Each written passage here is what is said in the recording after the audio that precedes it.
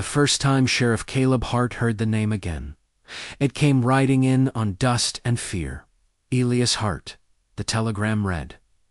Robbed the Silver Ridge train, 5 dead, moving south. The paper trembled in Caleb's hand, not from the wind, but from memory. Silver Ridge was only 2 days north of their town, close enough to smell the smoke if the wind shifted right. Close enough for ghosts. Caleb stood on the wooden porch of the sheriff's office, staring out at the same dusty street he and his brother used to race across barefoot. The buildings hadn't changed much. The saloons still leaned slightly to the left, like a drunk who never quite sobered up. The church bell still rang with a hollow crack in its tone, and the wind still carried that dry, bitter scent of sand and sunburnt wood. 10 years. 10 years since Elias disappeared into the night after their father was buried. 10 years since Caleb last saw his brother's back walking toward the desert without looking back. Now he was the most wanted outlaw in the territory. Caleb folded the telegram slowly and slipped it into his coat pocket. "Sheriff," Deputy Morgan's voice came from behind him. "You all right?" Caleb didn't answer at first. His eyes were fixed on the horizon. "I'm fine," he finally said. "Saddle up. We ride at first light." Morgan hesitated. "You know him?" Caleb's jaw tightened. "I used to." They grew up in this town too. Boys raised under a roof that leaked more rain than it stopped. Their father, Thomas Hart, was a hard man carved from harder times. He believed in discipline, in silence, in survival.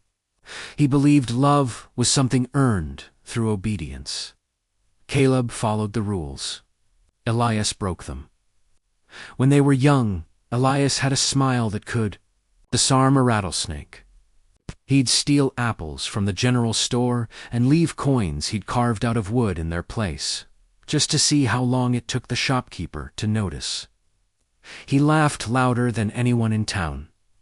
He fought harder, too, but something in him shifted. The night their father came home drunk and angry. Caleb remembered the sound more than anything, the crack of wood against bone. He remembered Elias stepping in front of him without thinking. He remembered blood on the kitchen floor. That was the first time Elias looked at their father, not with fear, but with hatred. The second time was the last. Thomas Hart was found dead behind the barn one cold morning, shot once through the chest. No witnesses, no confessions. The town whispered. Caleb stayed. Elias left. The sun dipped low as Caleb and Morgan rode north the next evening. The sky burned orange and purple, like the desert itself had been set on fire. They reached the remains of Silver Ridge near midnight, or what was left of it. The train cars were still smoldering, blackened metal twisted like broken ribs. Bodies had already been taken, but the blood remained dark, stains soaking into the dust. Caleb dismounted slowly. He walked through the wreckage with a steady pace, but inside, something clawed at his ribs. 5 dead. Elias had always been. Reckless but murder. Morgan crouched near a shattered crate. "Tracks head southeast. Looks like 6 riders." Caleb nodded. He already knew Elias wouldn't ride alone. He never did. He gathered men the way storms gathered, clouds drawn to the chaos inside him. Caleb stepped into one of the ruined train cars. The air smelled of iron and smoke. On the wall, carved into the wood with a knife, was a symbol. A small, simple mark. 2 intersecting lines forming a crooked cross. Caleb froze. It was the mark Elias used to carve into trees when they were boys. Said it meant never alone. Said no matter where they went, they'd always find their way back to each other. Caleb reached out and touched it. The carving was fresh. "This wasn't just a robbery," he murmured. Morgan looked up. "What?" Caleb's voice turned colder. It was a message. 3 days later, the town of Dry Hollow buzzed with rumor. "The Hart brothers," someone whispered in the saloon. "Imagine that. One wears a badge, the other wears a noose." Caleb ignored the stares as he walked down the street. He felt them pressing against his back like accusations. Blood should mean loyalty, but law meant order. And Caleb had chosen his side a long time ago. He entered the church just before dusk. It was empty. Dust floated through thin beams of light, cutting through the cracked windows. He moved toward the front pew and sat down slowly. He wasn't there to pray. He wasn't sure he remembered how. He just needed silence. But silence didn't last long in the West.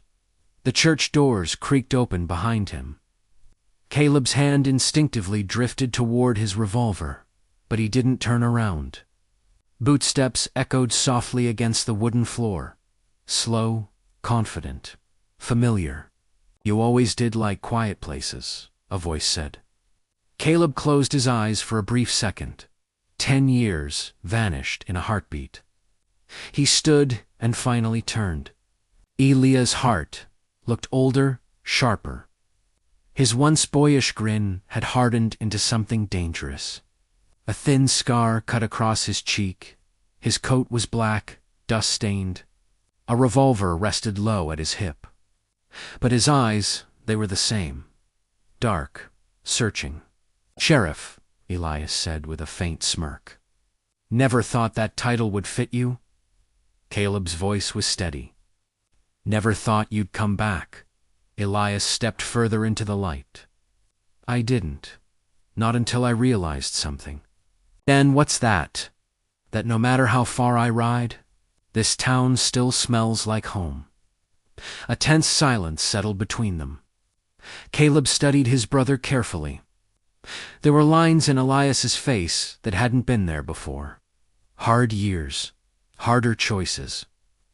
"You killed 5 men," Caleb said quietly. Elias's expression didn't change. "They pulled first." "That's not what the report says." Elias laughed softly. "Reports don't tell the truth, Caleb. They tell the version that keeps men like you sleeping at night." Caleb took a step closer. "You could have walked away." "So could you." The words hit harder than a bullet. Elias tilted his head slightly. "Tell me something, brother. When you pinned that badge to your chest, did it make you forget?" "Forget what?" "Who we are." Caleb's jaw clenched. "I know exactly who I am." Elias's eyes flickered with something pain, maybe. "Do you?" he asked. Outside, thunder rumbled in the distance. A desert storm rolling in. Caleb's hand hovered near his holster now. "Ye shouldn't have come here," he said. Elias shrugged. "I had to see you." "For what?" "For this." In one swift motion, Elias drew his revolver, but instead of firing at Caleb, he shot the church lantern hanging above the doorway. Glass exploded.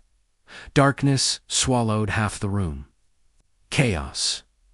Caleb lunged forward, drawing his own weapon, but Elias was already moving. By the time Caleb reached the doors, the outlaw was gone. Only the storm answered him. Rain began. To fall rare and violent. Caleb stepped into it, breathing hard. From somewhere in the shadows of the street, Elias's voice carried through the wind. "You always were the better shot, Caleb," he called. "But you were never the better liar." Then silence. Just rain. Caleb lowered his revolver slowly. The storm soaked through his coat, but he didn't move. 10 years apart, and their first meeting ended in gunfire and shadows. Deputy Morgan came running from down the street. "Sheriff." "Was that—" "Yes," Caleb said, eyes fixed on the darkness. Morgan swallowed. "You want us to form a posse?" Caleb hesitated. He could end this quickly. Surround the town. Hunt Elias down like any other outlaw. But Elias hadn't fired at him. He'd come to talk, to remind, to provoke. Caleb holstered his gun. "No posse," he said quietly. Morgan looked confused. "But I know what he is." Caleb turned toward the sheriff's office. "And I know what I have to do."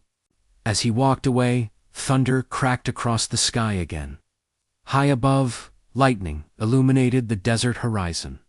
For just a split second, Caleb thought he saw a lone rider watching from the hills, not aiming, not hiding, just waiting.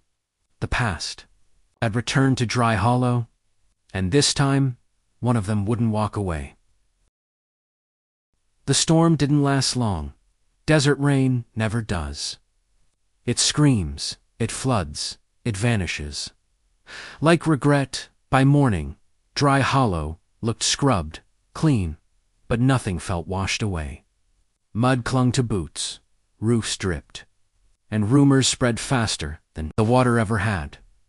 Caleb stood inside the jailhouse, staring at the empty cell in the corner. 10 years ago, that cell had held drunks, gamblers, thieves. Now it felt like it was waiting for something heavier, for blood. Deputy Morgan paced behind. "Him? We should have taken him when we had the chance." "We didn't have him," Caleb replied. "You had a clear shot." Caleb didn't answer. He had a clear shot.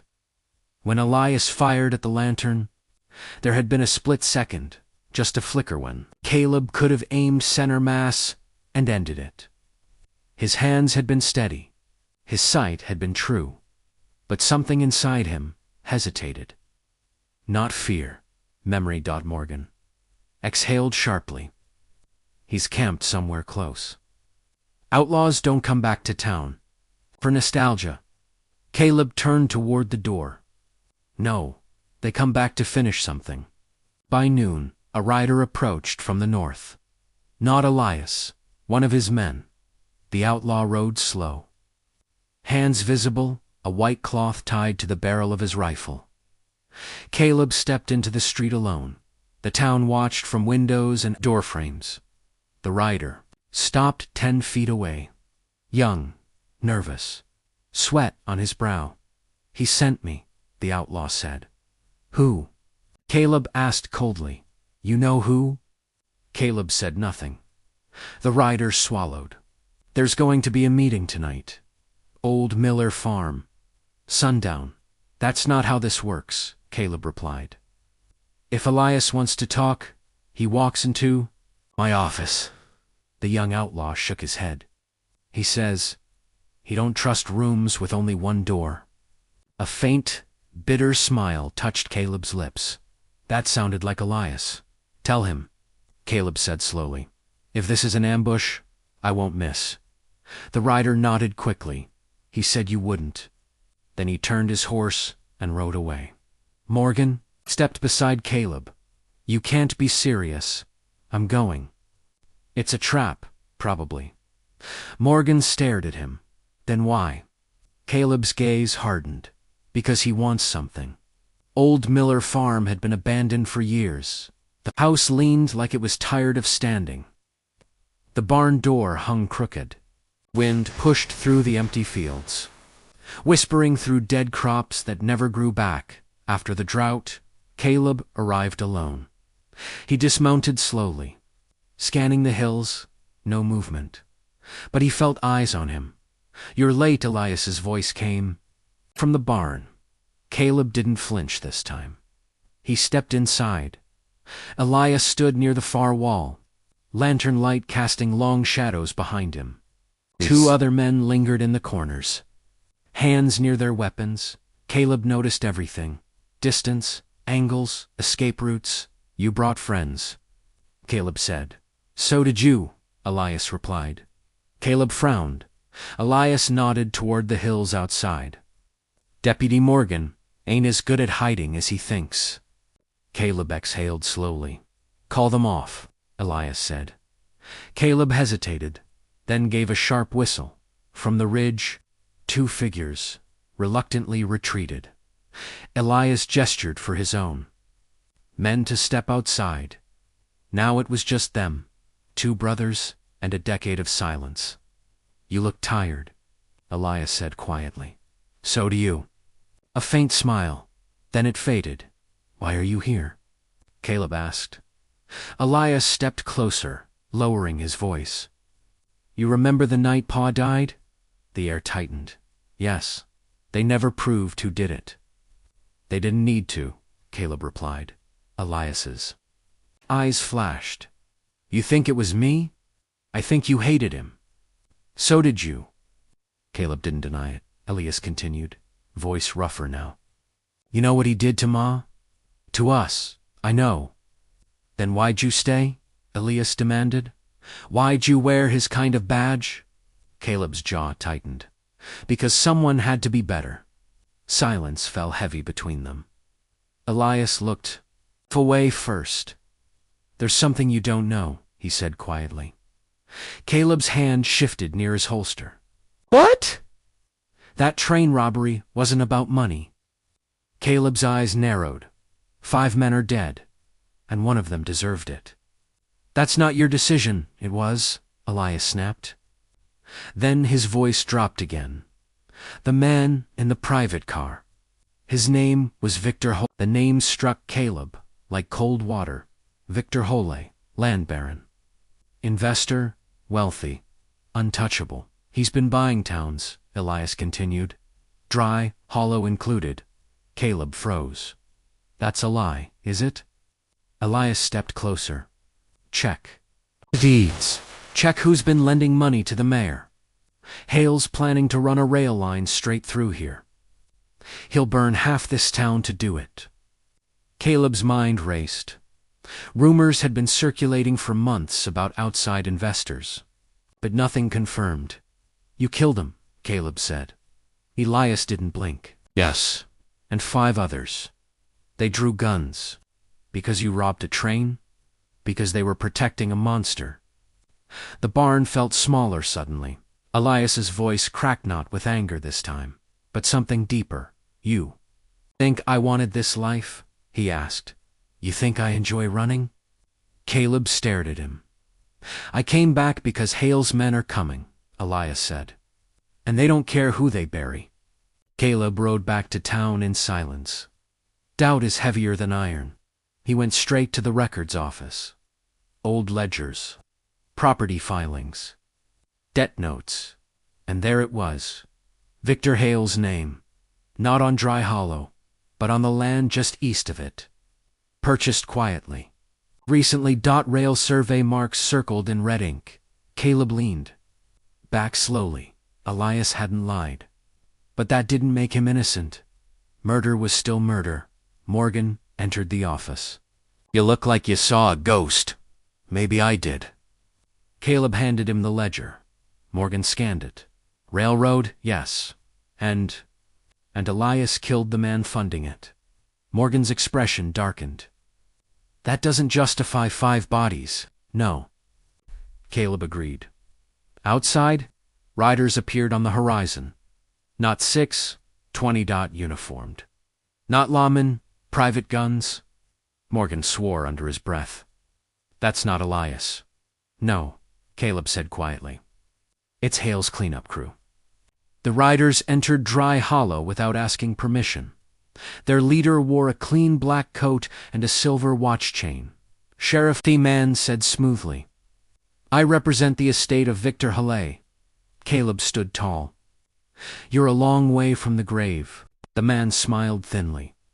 "Business doesn't die with men." Behind him, armed riders spread through the street. "We've come for Elias Hart," he continued. "And anyone harboring him? He's not here. That's unfortunate." The man removed a folded document. "By order of territorial authority, this town is now under protective acquisition." Caleb's eyes hardened. "Protective for development," the man corrected. A match struck somewhere behind him. One of the riders held it near the saloon porch. Caleb's hand dropped to his revolver. "You burn 1 building," he said quietly, "and I start counting." The man's smile faded. From the hills beyond, Tauna rifle shot cracked. One of Hale's men dropped instantly. Chaos exploded. Elias rode down from the ridge with his gang behind him. Gunfire erupted across the street. Dust, smoke, screams. Caleb fired, once disarming a rider, aiming at a civilian, not killing, choosing. Elias's horse skidded to a stop. Beside him, "Guess the meeting's over." Elias muttered. Caleb didn't look at him. "You brought this," Caleb said. They were coming anyway. Another bullet tore through a window, behind them, back to back. Now, sheriff and outlaw. Brothers fight in the same enemy. For now, Ian Diengeith. The gunfight ended as quickly as it began. Hale's men retreated, dragging their wounded. They hadn't expected resistance. They hadn't expected unity. Smoke lingered in the air as townsfolk slowly emerged from hiding. Elias dismounted. Caleb stood across from him, in the middle of the ruined street. Silence settled. "You can't stay," Caleb said finally. "No, they'll send more. I know." A long pause.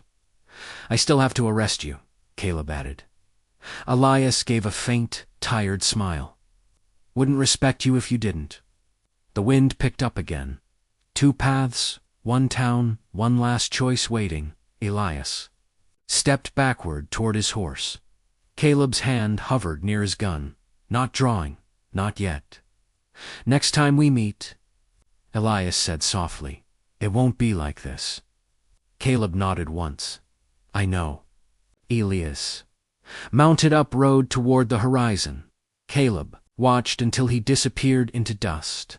The town was safe, for now, but the line between blood and law had never felt thinner. And the West always demands payment. Sooner or later, one brother would have to decide which side of the grave he stood on.